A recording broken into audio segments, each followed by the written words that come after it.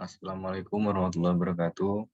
Perkenalkan, nama saya Rizaldi Aldo, kelas G, NIM 2021 10 11 03 11 360. Saya di sini akan menjelaskan tentang wakaf. Yang pertama ada pengertian wakaf. Menurut Abu Hanifah, wakaf adalah menahan suatu benda yang menurut hukum tetap milik si wakaf dalam rangka mempergunakan manfaatnya untuk kebajikan.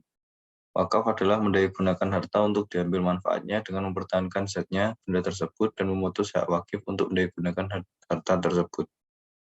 Kemudian ada unsur-unsur wakaf.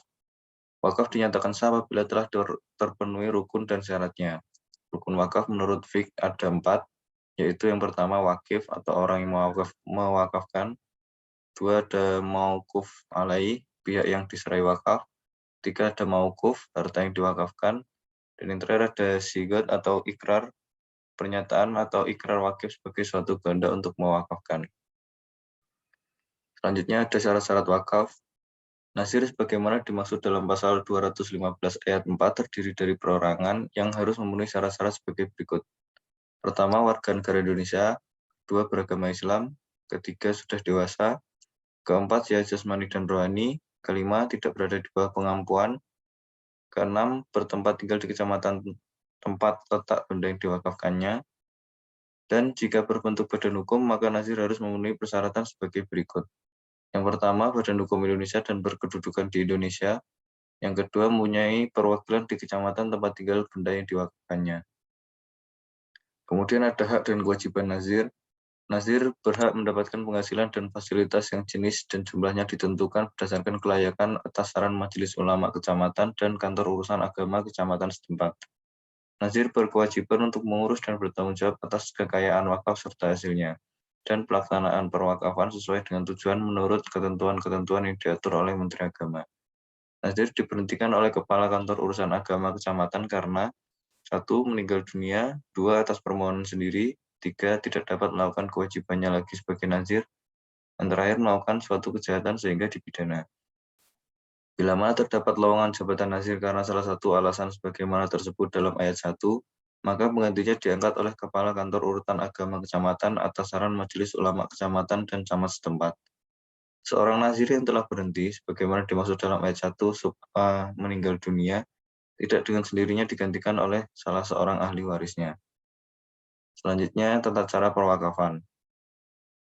Menurut pasal 223, yang pertama, pihak yang hendak mewakafkan dapat menyatakan ikrar wakaf di hadapan pejabat pembuat akta ikrar wakaf untuk melaksanakan ikrar wakaf. Yang kedua, isi dan bentuk ikrar wakaf ditetapkan oleh Menteri Agama. Yang ketiga, pelaksanaan ikrar, demikian pula pembuatan akta ikrar wakaf dianggap sah jika dihadiri dan disaksikan oleh sekurang-kurangnya 2 orang saksi.